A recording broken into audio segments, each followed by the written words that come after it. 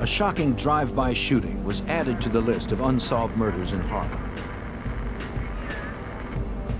With witnesses too afraid to cooperate with police, the case was open for 2 years. Then in 1994, the C-11 squad found a witness who told them the shooter was a preacher crew member named Malik. Detective Vinnie Flynn learned that Malik had a violent reputation. He became a so-called director of security for the preacher organization. He was in charge of the group of members who were known as the janitors. The janitors were the people that had to clean up the problems or the mess of the family. And you couldn't be a janitor unless you killed somebody.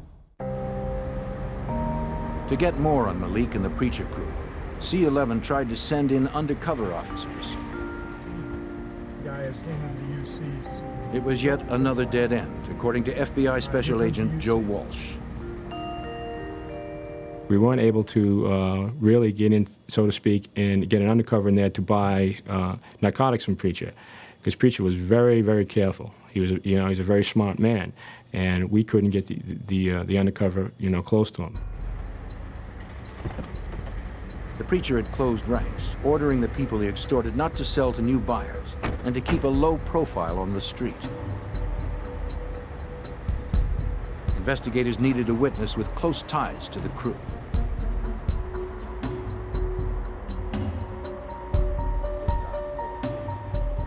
They distributed business cards, hoping one would find its way to an insider willing to talk.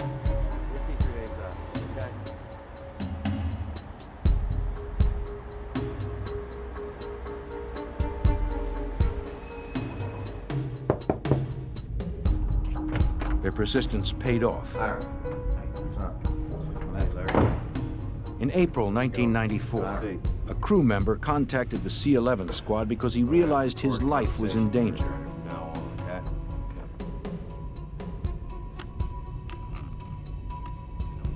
He said the preacher had started going after his own crew members. Preacher had killed 2 of the informant's partners.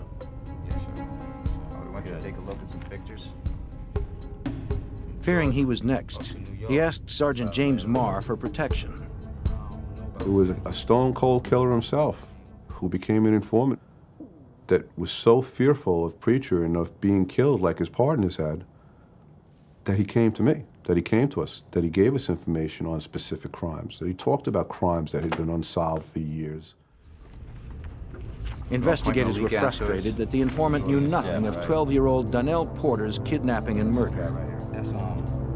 But he did give investigators their first specific insider information about Preacher Heatley's organization. He mentioned a killing basement that the crew used as a meeting place and execution chamber.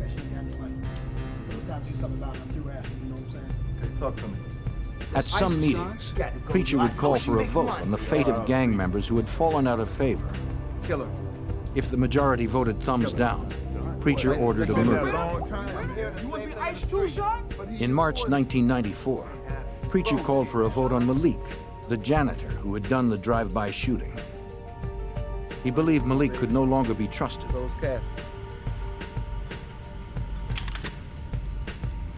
The vote was thumbs down.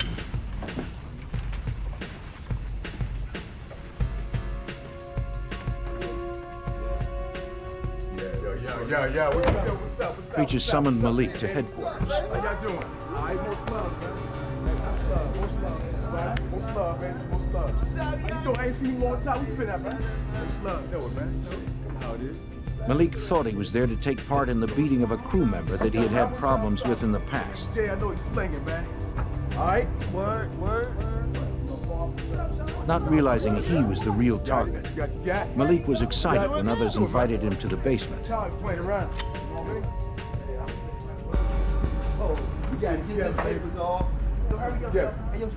If you went down there and you were followed in there, somebody was behind you, you weren't coming out alive. Yo, Sean, let's go get this dude, Sean. Let's go get him. We're gonna do this to you, man. We're gonna do this to you. Yo, oh shit. Preach, what's up, man? What's up? Yo, what you doing? Oh, man. Yo, Preach, man, come on. Preacher told Malik he had to die. He was gaining too much influence within the organization. Preacher wouldn't tolerate it. Malik pleaded for his life, but the order had been given. Grab the saw, son. Clean him up. At Preacher's command, other janitors used a circular saw to dismember Malik.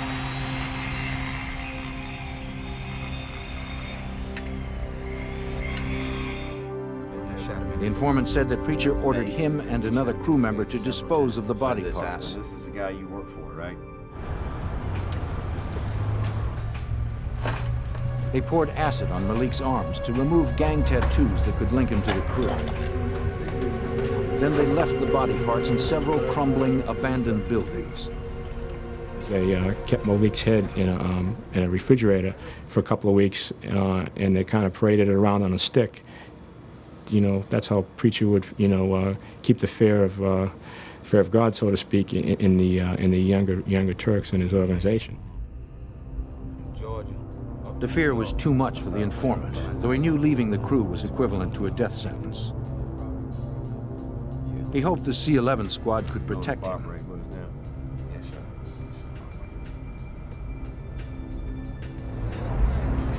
It didn't take long for word to get back to the Preacher that the informant had cooperated. One day, the informant was leaving a New York courthouse when he spotted Preacher in cuff. He was sure they were there to abduct and kill him.